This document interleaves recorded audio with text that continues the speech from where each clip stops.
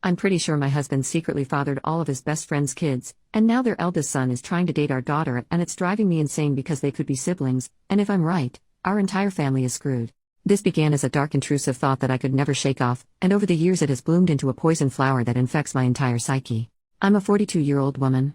My husband Luke is 43, and so is Amy. I met Luke in college, but he's known Amy since they were about 7 years old. They did everything together and understood each other implicitly. They were best friends. They've always insisted that they are surrogate siblings to each other. Naturally I, as a new girlfriend, felt a little threatened by Amy and her closeness to Luke, but they both reassured me I had nothing to worry about. That their bond was not romantic and had never been sexual. That Amy really was just the sister that Luke never had.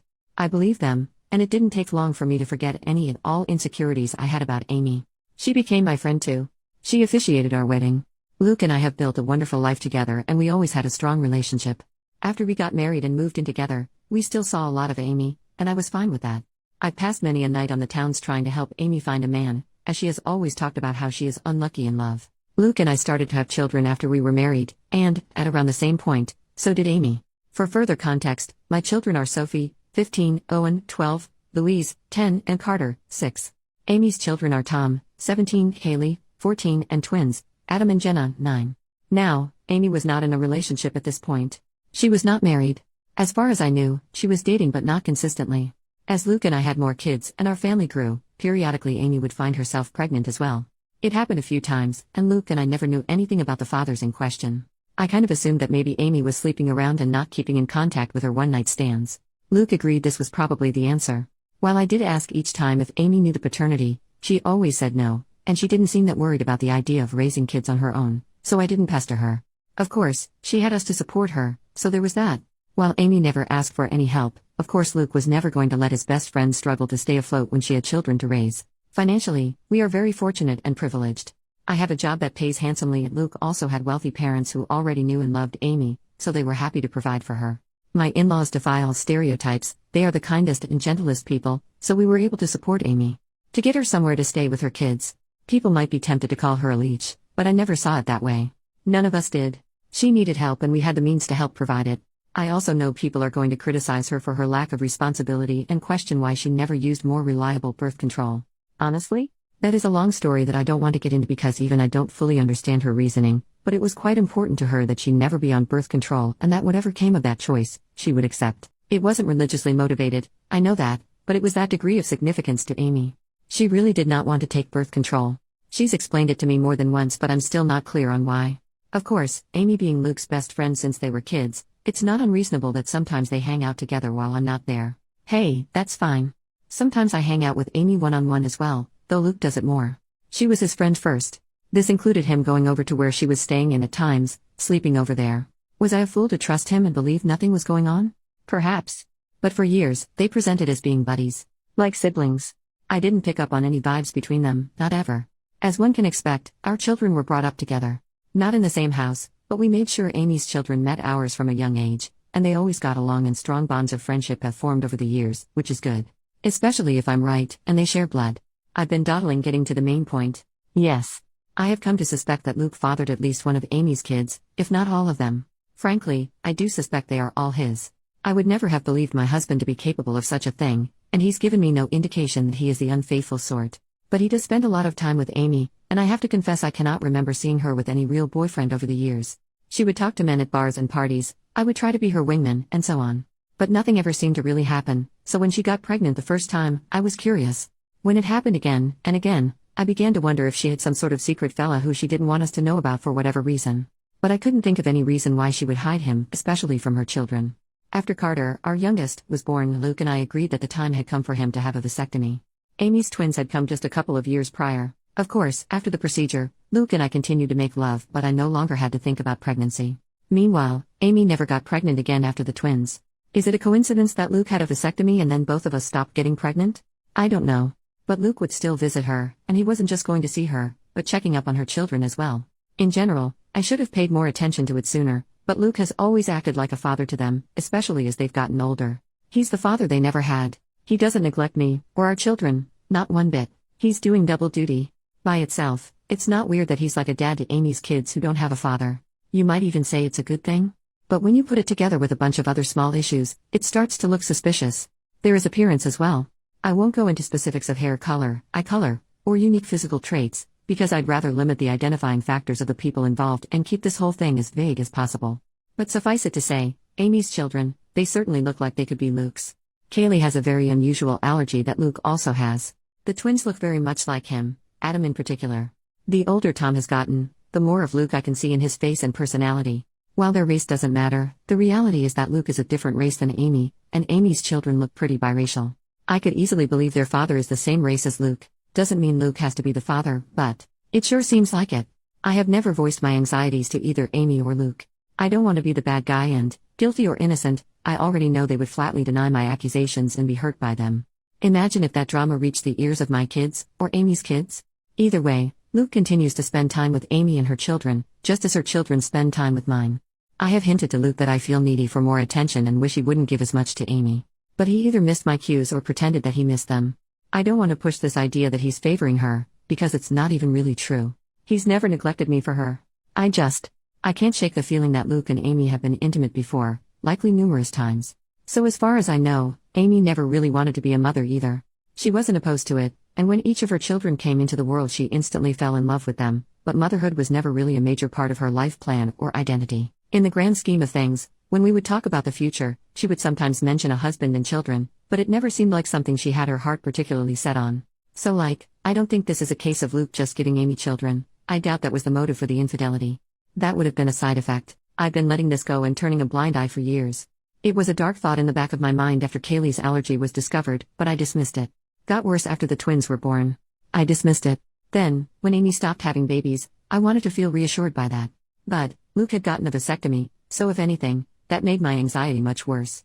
There have been nights that I wished the twins were younger, that they had come along after Luke's procedure. It's been twisting me into knots for a long time, but I don't want to be the one who rips our family apart, especially since, technically, I could be very wrong. Except now I'm very afraid, because in the last few months we've had a new development in our kids' social circle. Tom, Amy's eldest kid, asked Sophie out. Sophie, my eldest. She's really blossomed over these last few years and become quite the outspoken beauty, so I'm not shocked to see she's getting male attention, but Tom asking her out had me thrown. Sophie said no, but only because I'm quite protective when it comes to her exploring dating, and she knew she'd have to ask me first. I could tell she was flattered and intrigued by his interest and wanted to say yes. She approached me to talk to me about it. Bless my girl, she did everything right. I think she expected I would see things her way and agree that she could date Tom. Much to her surprise, I very firmly said no, and that caused a bit of conflict. She didn't even want to date him that badly, she just couldn't understand why she wasn't allowed to. And I couldn't explain it to her. All I could come up with was he's too old for you, which he is, but it's not really about that. When Amy and Luke heard, I was so very curious to see what their reactions would be. If either of them had agreed with Sophie and tried to convince me that the two of them should be allowed to date, I think I would have been relieved and taken that as proof that I was wrong about something going on between them. Wrong about who fathered Amy's children. But the ambiguity continued. They took my side. Both of them put their foot down, though not as fiercely as I did. Luke agreed with me, but he also worried that trying to forbid such a romance would only make Sophie want it more. He's probably right about that. Amy seemed more apathetic to the idea. She didn't want Tom to date Sophie either, and she backed me up, but I don't know, she just wasn't taking it as seriously. She seemed to think it was a fleeting crush. Well, it wasn't. In the months following those conversations, Tom would spend more and more time with Sophie. They would be alone, or with other friends, any time they possibly could. It's become clear that Tom is pretty crazy about Sophie and wants to be with her. And he definitely wants to be physical. I've been watching them like a hawk and noticed his eyes wandering many times, and while I'm doing everything I can to kill this budding romance in the crib, I also am feeling somewhat powerless. Sophie hasn't outwardly defied me, she's still just hanging out with Tom as friends. So forcing them to stop spending time together would be unreasonable, and probably encourage more sneaking around. But I'm so afraid that they're already doing that. My nightmare is that they're secretly dating, and doing God knows what when no one is looking. I've observed Tom being rather handsy with Sophie, and she presents no objection whatsoever, and I just don't know what to say. I had considered trying to convince Sophie that Tom is like her brother, but if she doesn't see him that way, I don't really have the power to rewrite their emotional dynamic or the history of their friendship. I always saw Amy and her children as being like family, but my kids might see Amy's kids more as best friends. The problem is, of course, that if my husband has indeed been carrying on an affair over the years and I'm right about the paternity of Amy's children, then Tom and Sophie cannot be anything more than friends under any circumstances, end of discussion. It can never happen. I feel powerless to stop it though. Luke has apparently talked to Tom about this, as has Amy, but he is unrelenting and he won't give up on Sophie. I think she enjoys that attention and devotion. Tom has also confronted me and asked why I'm so against this when I know him very well, and I know he would be good to Sophie. I didn't know what to say other than to fall back on her being too young for him. But that won't work forever. If, God forbid, they're still attracted to each other in a few years, then they'll probably pursue this, and once they're legal adults, there's nothing I can do about it. Amy and Luke agree with me that Tom cannot date Sophie, but that's all they've really done. They feel just as powerless as me to prevent teen love. It genuinely feels sometimes like they've just given up and will bury their heads in the sand about this. Just do nothing and hope the feelings pass as Tom and Sophie get older. Which, yeah, they're in high school. It's unlikely Tom will be in love with Sophie forever. But my fear is that she'll let him do something intimate with her before that time comes, something neither of them can take back. I am this close to opening a door I cannot close, this close to screaming at Luke that all this wouldn't be happening if he hadn't cheated on me these many years. If he hadn't been all but raising a second family with his surrogate sister behind my back. Now Luke's son wants to screw our daughter, his actual sister, because as far as he knows, she's just his childhood friend. And it's all Luke and Amy's fault for what they've done. If I speak up, everything gets blown to hell. On the off chance that I am wrong, I'm a horrible monster who accused the love of my life, and one of my closest friends of doing something horrible. If I'm right, it still tears our entire structure apart. The family and social unit we've become over the last several years is gone, and everyone will be stressed and upset even if Luke and I don't divorce. If I do nothing, Sophie's eventually going to sleep with Tom and be his girlfriend. And I'm low-key terrified it will happen sooner than later, or worse, that it's already happened under my nose. I hope to hell this relationship fades as they mature, but what if it doesn't? What if they wind up being together for years? What if they marry, want to get pregnant someday? And if I tell Sophie the truth about Amy's kids, then everyone else finds out too, and that's going to ruin so many lives. It would shatter my kids' perception of their father and their Aunt Amy. Luke is Owen's hero. I don't even want to think about how much this would hurt him. And what about Amy's children? They are innocent. They didn't ask for this, they don't control where they came from, and I don't want to hurt them. Admittedly, I'm not happy with Tom at the moment. A week ago I saw him put his hand on Sophie's butt and I wanted to knock his teeth out. But even he doesn't deserve to be burdened by the knowledge that it's his half-sister he's been fantasizing about. It's also messed up and I don't know what to do. I've been looking the other way and letting my husband and his best friend insult me for such a long time now. I thought I could live with it. But this business with Tom and Sophie has me going mad. Update 3 days later. First of all, wow. I did not expect my post to get as much traction as it did. I was half worried that someone in my family or social circle might find it, especially when someone alerted me that the post had been shared to Facebook.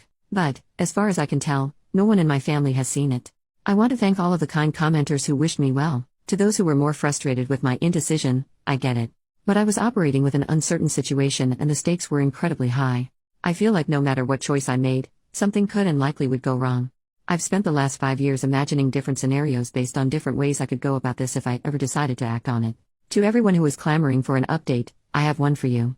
I previously said that I was going to do a secret DNA test, that I had decided on that course of action.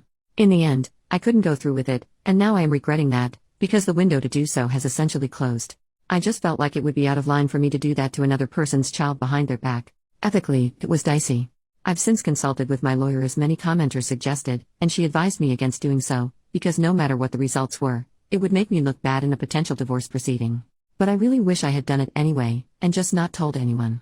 Because I really, badly need to know, and I still don't know for sure. Likewise, I wanted to tell Sophie in confidence, but the more I thought about it, even that seemed over the line. Like I had no right to plant such ideas in her mind about her father without even talking to him first. So, what I ended up doing was confronting Luke and Amy. Many comments suggested this as well. I finally told both of them that we needed to have a serious talk. It felt counterproductive to approach just one of them, because I figured they would tell the other about what happened in their own words before I could prepare my own. I wanted them both to hear what I had to say. Once all the kids were at school, I laid down all of my suspicions and the reasons. I made it clear how much I loved both of them, but a combination of clues had led me to notice the similarities between Luke and Amy's children. And I didn't even list all of them in the original post. For example, Luke has been a sleepwalker in the past. So have Sophie, Tom, and Adam. I said over and over how much they meant to me and how I didn't want to believe it, but the thought had crept into my mind in the past. How I had dismissed it before, but now, with Tom and Sophie having crushes on each other, it became necessary to pose the question. So I asked if they had ever crossed the line, if Luke had ever been unfaithful, if there was even the slightest possibility that any of Amy's children were his. I was just trying not to cry. Well, they reacted exactly as I would have expected. Their responses were perfect and so very well rehearsed. I genuinely can't tell if it was honest emotion or powerful gaslighting. Amy was more upset than Luke, or at least more outwardly upset. She was angry, offended at the accusation. Luke just seemed heartbroken by it. Maybe they were just acting, but I don't know. Somehow they had reasonable responses to all of the points I brought up. They asked questions I didn't know how to answer. I had never objected to them having alone time before. Why did it suddenly bother me now? Do Amy's children really resemble Luke that much, or are things like hair color pretty basic traits to have in common? The whole family had always treated Amy and her kids as part of our unit, and I had previously commended Luke for stepping up and being a father to Amy's kids since they didn't have one. Why was I now saying it was a bad thing? What exactly did I want them to do? How could I think such a thing about them? Why had I waited so long to say something? Luke was more understanding than Amy. He respected my feelings, or at least he acted like he did.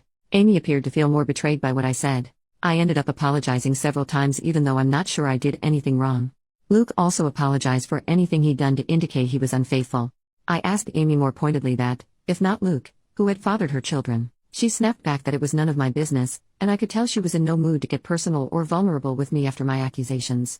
I'm not proud to say that I lost my temper, and said that after everything we had done for her and her children, such information was not a lot to ask and perhaps she owed it to us.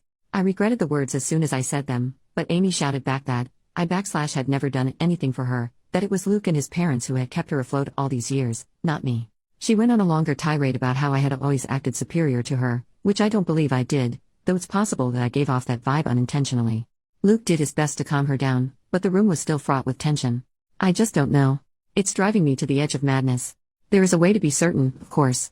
Not certain of my husband's fidelity, but of the paternity of Amy's children. So I asked Luke, for my own peace of mind, for the sake of our daughter, and for our family unit, if he could please get a DNA test done, a paternity test. I went on to say that I knew he disliked and distrusted such things, but that I really needed this. I could see the pain in Luke's eyes. Maybe it was an act, but he did seem genuinely hurt that I was asking for this, that him giving me his word that he had always been faithful was not enough for me. But he very reluctantly agreed to participate in a DNA test. Unfortunately, Amy did not, and that's where we hit a roadblock. I was afraid of this. But Amy was infuriated at the whole concept and told me in no uncertain terms that I would not be getting samples of her children's DNA and basically told me to piss off for asking, several times in several variations. I pressed Luke, and honestly he was a bit useless but probably right. He tried to convince Amy but she wouldn't hear of it, and he kind of shrugged to me when I pushed him for further support. Because he can't force her to get the tests done, if she refuses, that's really a dead end. Trust me, it is. I looked into this quite a bit and consulted with my lawyer.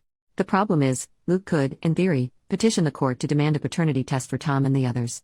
The issue is that, to do this, he'd essentially be claiming he slept with Amy and he believes her children to be his. That would be the version of events he'd be maintaining. But Luke has staunchly insisted that nothing ever happened with Amy. That he never cheated on me. Whether or not he's being honest about this is another story, but he'd essentially have to go on record and make a claim that he isn't prepared to make. He is quite certain the children aren't his and he has no intention of fighting for custody of them, so no judge is going to compel Amy to submit samples of her children's DNA. Tom is also old enough that his consent would be a factor. If both he and Amy refuse to participate in the test, it's unlikely that Luke would have a case. He'd have to target one of Amy's younger children, like say, one of the twins. But he doesn't want to do that. He doesn't want to take his best friend to court to prove something that, in his words, he already knows isn't true. Luke is asking me to please just let this go and trust him, because pursuing this will fracture everything. And according to my lawyer, it's not realistic anyway. For Luke to establish paternity, he would need to admit to an affair in the first place, and he's not doing that. And if he did, that would pretty much be all the proof I needed to be certain, even if I'd need more in a court case.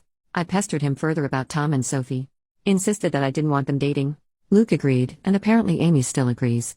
Luke plans to have a talk with Tom and activate protective Papa Bear mode. Among other things, he's going to remind Tom that in a couple of months when he turns 18, him being intimate with Sophie will literally be a crime. I wouldn't actually press charges against him as I know he'd never do anything against Sophie's will, but I'm not above implying the threat. Thankfully, Luke isn't either. I did ask him if he'd be open to potentially swiping a sample of Tom's DNA to do a private paternity test, but he was very hesitant about the idea.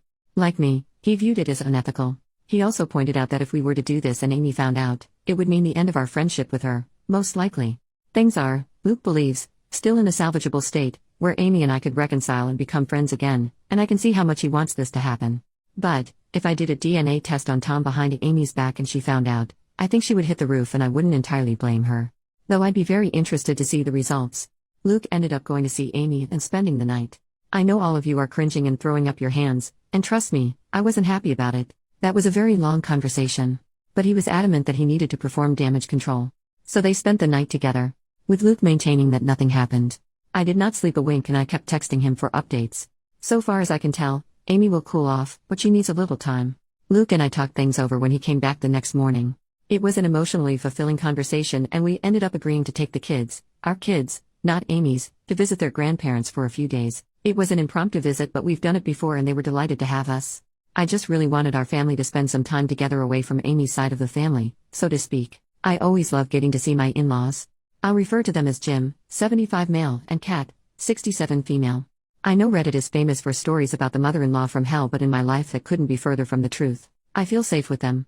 To the point that, when they took notice of how distant Luke and I were from each other, I finally relented and confessed my fears. I told them of my anxiety that Amy and Luke were having an affair, and that Amy's children might be his. Here's where things got a little bit interesting. When I told them what I was feeling, Kat just gave Jim this pointed look, and did a big, dramatic sigh. So it turns out, Kat has had similar misgivings to mine and genuinely suspected over the years that Luke and Amy were closer than they'd ever admit, that they had crossed the line in the past. Jim, on the other hand, simply refuses to even consider the idea. He has always insisted that Kat is seeing things that aren't there. He maintains that Luke and Amy are like siblings and would never do such a thing. Kat thinks his stance on this is naive and that, even if she and Jim had taken Amy in and loved her like a daughter, that didn't mean Luke viewed her as a sister or that she viewed him as a brother. But Jim just continued to insist that this is what they are and had always been. I could tell that he and Kat have already had this conversation before, and they kept going in circles, with Kat getting exasperated. She pointed out that, surrogate siblings or not, Luke and Amy were not actually brother and sister, so nothing was stopping them from being physical together if they felt a mutual attraction. At that point, Jim just sighed and walked away from the conversation. So yes, Kat has privately wondered if Amy's children weren't fathered by Luke, which is part of why she has always treated them as her grandchildren. Which was never something that I minded, to be clear. I also don't mind that Kat never voiced these concerns to me. She had no proof, and she saw far less of Luke and Amy's closeness in our adult lives than I did. As for the kids, they're doing all right. I don't know what Amy told her children, but I think the general consensus, the official version of events, is that Amy and I had a fight and need a break from each other. That's what Luke and I told our children, and when pressed for more information, Luke did defend me and shut down the questions, saying it wasn't their business. I don't know if Amy kept to that version of events, but my children and her children have each other's phone numbers and social media, so they've presumably still been in contact over the last 2 days. I think my kids would have kept Amy's kids in the loop on the updates, and if Amy had told them anything else significant, they would have relayed that information to my kids. After all, we know Sophie and Tom are very close. I did try and talk to Sophie about that more, but the timing was off, because Sophie rejected my counsel and interpreted my reinforced reluctance as being attributed to my fight with Amy. She maintained that she wasn't dating Tom. To what degree that's actually true, I don't know, but she was going to remain close friends with him, and while she isn't usually a disobedient child, she made it very clear that she was putting her foot down on this one, and, to be fair, I can't really justify trying to separate them or forbid them from being friends. They've known each other for years. Luke has my back on them not being allowed to date, but he wouldn't have my back on them not hanging out anymore. I wish I had a more definitive update. If anything significant happens in the next few days, I can let you guys know. I'm mostly just kicking myself for not having done the secret test, even for my own peace of mind, as now I feel like I'm locked out of the only way to get definitive proof one way or the other.